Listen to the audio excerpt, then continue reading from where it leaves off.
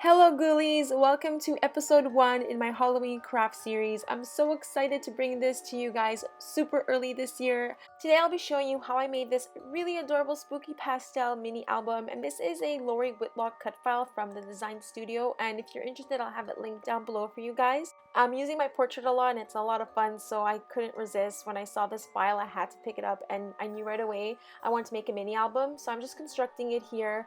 But this is also a great idea if you do pick up the cut file. This is a great idea as a twist on Happy Mail because you can decorate it up, add some goodies for your pen pal, and send this out, and then she can use it as a mini album as well. So I think that's a really cool idea. Unfortunately, I didn't get enough time to do both Happy Mail and mini album, so if I do end up making this into Happy Mail, I'll definitely share it on my Instagram, so make sure you follow me there so you don't miss out. It's Seresbee, Seresbee.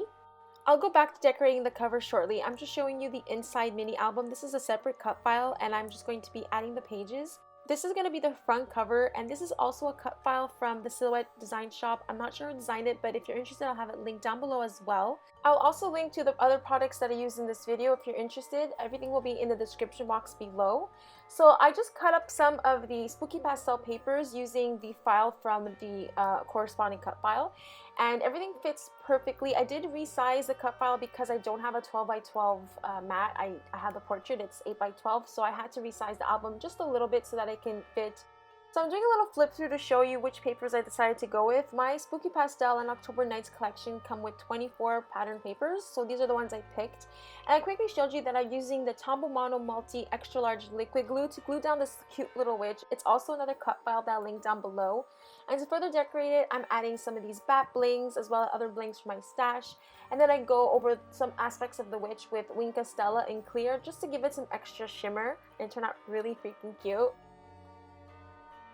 When I'm working, I tend to jump around from one thing to another, so you'll see that I just finished working on the cover and now I'm going to start working on some embellishments that I'm going to use inside the album, and then I go from page to page, and that's just how my brain works, so I hope you guys can follow along easily.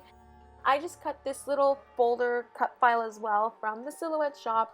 So freaking cute, and this is actually a piece of paper from my Creepy Xmas collection. I thought it would go perfectly with this collection as well. A lot of my collections work nicely together, especially if you have the Love Bites collection with the vampire teeth.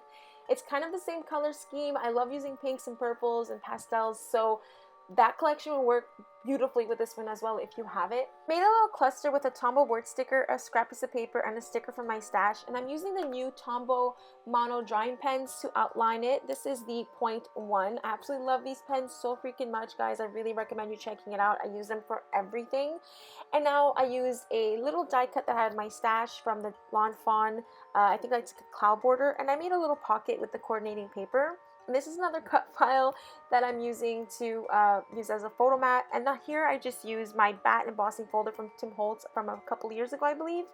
And another sticker from my stash. And this is going to be a photo mat. So behind this ghost, I left a little bit of the plastic film from the sheet so that she can tuck the photo under the ghost. But if she wants to remove the plastic film when she's ready to glue everything down, she can. Now on this page, I'm using a little purple element from the Spooky Pastel collection. This is from 2016. So if you're not familiar with my collection, Spooky Pastel and October Nights was designed last year. It was more of a journaling card collection for planners and project life, and it came with elements. But I wasn't done with those collections. I still really love them, so I decided to continue with the collection and added papers, and I also created new patterns as well as used some older patterns from the cards, and I absolutely love these paper collections and how they turned out. So for this page, I added some washi tape, another sticker from Holtz, added these star enamel dots to further decorate that pocket so that once she removes that little file folder, it's still decorated.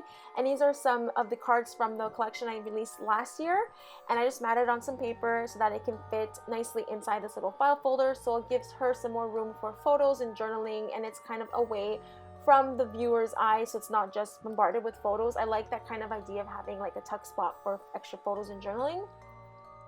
For this page, I'm using another little element from the collection from last year. This says, "This is Halloween," and it's actually from the element sheet from the October Nights line. One of my favorite adhesives from Tombow, it's the dot adhesive runner, and I love it so much because it's not permanent right away, so it gives me wiggle room to lift things up and play around with placement, and then once it's settled and you don't touch it anymore, it becomes permanent. I just love this adhesive. And I didn't want to decorate the pages too much because it is going to a friend and I wanted her to be able to decorate it, so I'm going to add some extra goodies with this mini album so that she can further decorate it once she has the pictures. Here's another pocket, and what I did was I just cut some of the journaling cards smaller so that they would fit, like look nice and layered.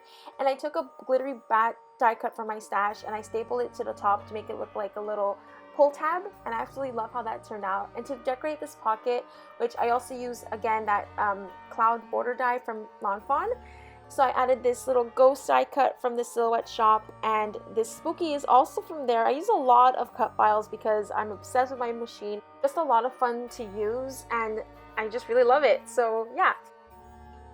And I'm using another little border again that I cut from Lawn Fawn, and this is the back pocket, and I'm just going to be adding some cards and like a little photo mat just so that she can add extra goodies there. And to bind the pages together, I'm using black and white twine, and I use a little token from Holtz that says trick or treat. I think it's really cute. I didn't want to decorate the spine too much, but if she wants to add like a planner charm, she can. My mini album is complete. I didn't put the title on the cover again because I didn't want to spoil anything for my friend, but this is how it turned out. I think it's super adorable, and with what I have in mind, I think it's really sweet. I hope she likes it as much as I do, and I had a lot of fun putting it together.